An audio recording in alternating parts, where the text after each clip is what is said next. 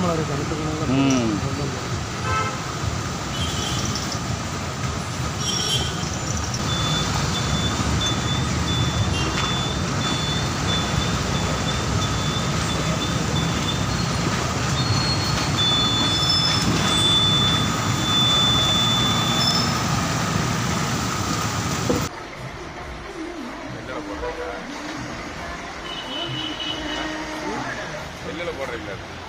இதை நம்ம சேர்மனுக்கு அனுப்பலாம்.